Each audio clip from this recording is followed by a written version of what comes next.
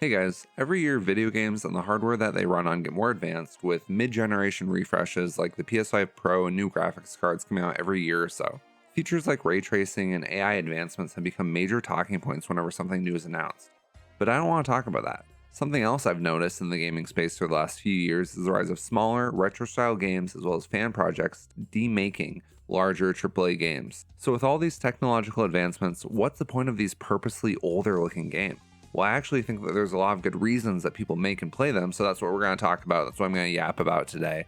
Let's jump right into it. First of all, when I think it comes to retro games, the first thing you usually think about are games that utilize pixel art or at least go for a similar vibe. Think things like Shovel Knight and other platformers, or games like Stardew Valley. Those are only a couple of examples, but there are probably hundreds or even thousands of games like this, given tools like RPG Maker and other free or low-cost tools tailor-made for games that seek out this exact vibe.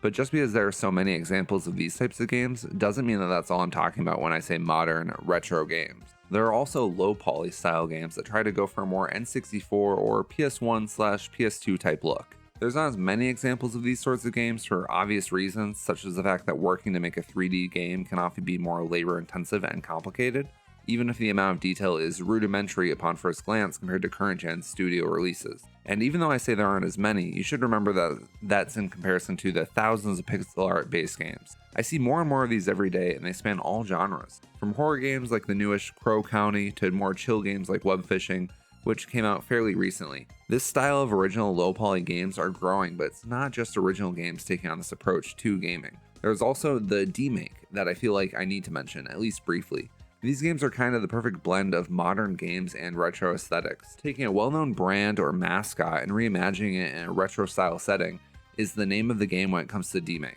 There are a few notable examples, but Bloodborne Kart is the one that comes to mind right away for me, and that is only the tip of the iceberg with these sorts of games. They're often a love letter to someone's favorite series, as well as a challenge for the developers and a way to get your name out there in the game maker space as well. These games are often emulating some of the first home console games, but usually only in aesthetic.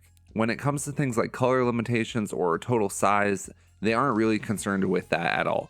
I don't have a lot of data, or really any data. I'm just a guy writing a script and putting it out onto YouTube to back this up, but I think most people who play these games are trying to relive the experience they remember as a kid, or were too young to remember games looking like this being the norm. So even if these modern retro games may not have technically been possible on retro consoles a lot of the time, that doesn't really matter. It's all about how it looks and feels. It's all about that nostalgic vibe when you look at games like this. But all of this in this video has mostly been examples and my own personal definitions so far.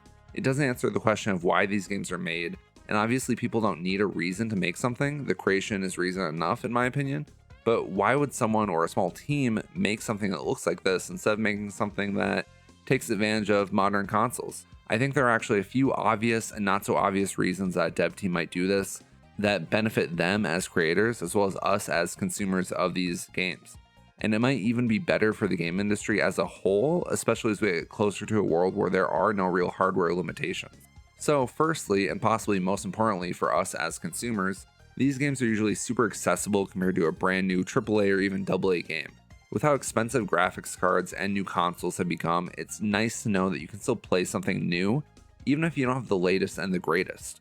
Even if these retro style games are made on a grand scale, it's usually not going to push a 5-year-old computer over the edge. Heck, you might even forget that some of these things are running if you decide to do something else for a bit on your PC.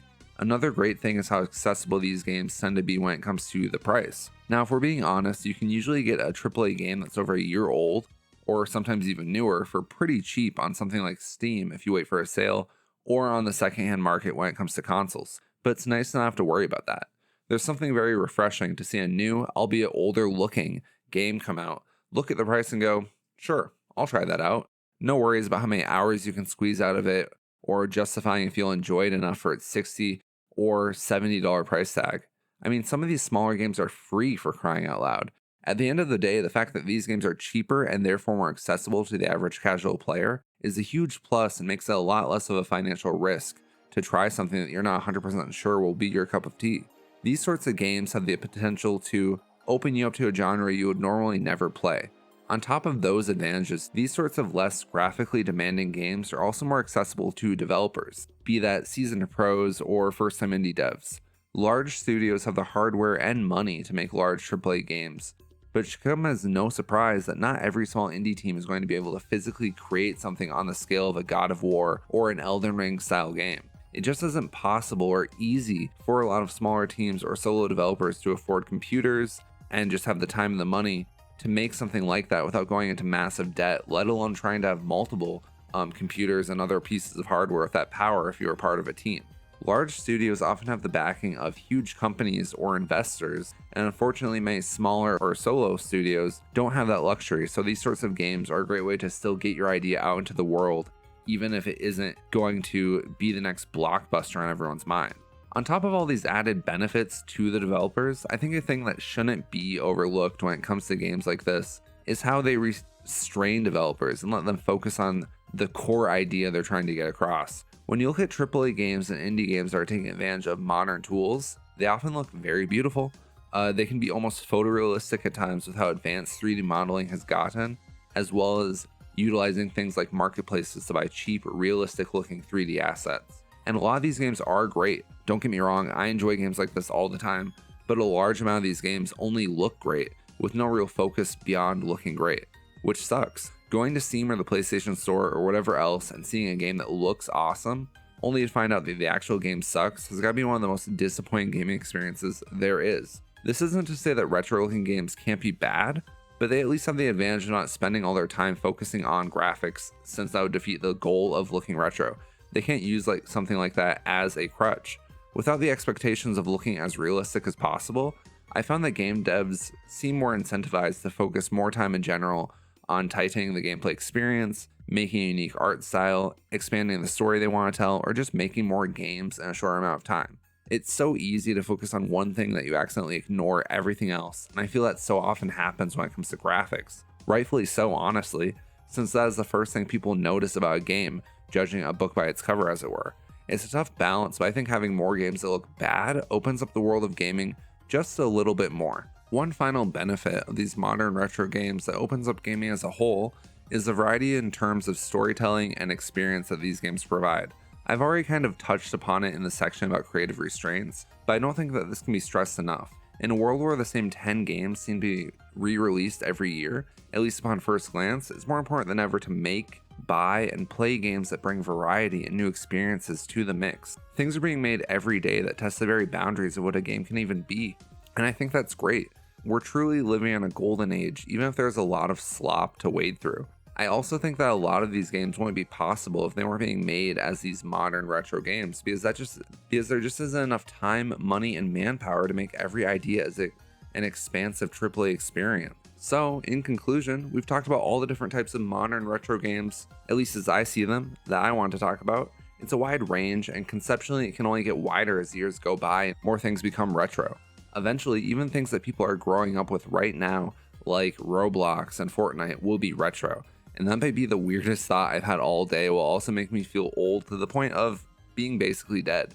But to get back on topic, these new retro games provide accessibility to developers and gamers alike, just for the simple fact that it opens up more games to more people and lets more people make games, which is just sort of a cyclical, revolving cycle of making more things. A win-win if there ever was one. It also leads to creative restraint as people try to emulate an aesthetic of a day-to-day experience. This allows gameplay and other factors to become the focus, which is a refreshing change of pace in my opinion. On top of all that, these sorts of games allow more stories and experiences to be created and to be had with a relatively low barrier of entry, which is also awesome. Nothing in the gaming landscape is easy to predict, but as budgets for traditionally made games balloon, I don't think these retro games will go anywhere anytime soon. But what do you guys think? Please let me know your thoughts down in the comments. I'd love to hear what you guys think of indie retro games and what sorts of games are your favorite in this genre. I've always been a big fan of seeing what people are able to demake into the style of PS2 or N64 sorts of games. And my girlfriend loves things like Sea of Stars, harking back to those old school RPGs of the NES era. There's so many games in this vein, it's really cool to see and learn about all the different projects because there's always something around the corner. And if you made it to the end of this video, please consider liking and subscribing. It helps me out a ton on my journey to try and make this a full-time thing so I can make more and better videos for all of you. Thank you for watching. I'll see you all in the next video very soon. Happy holidays and have a great day.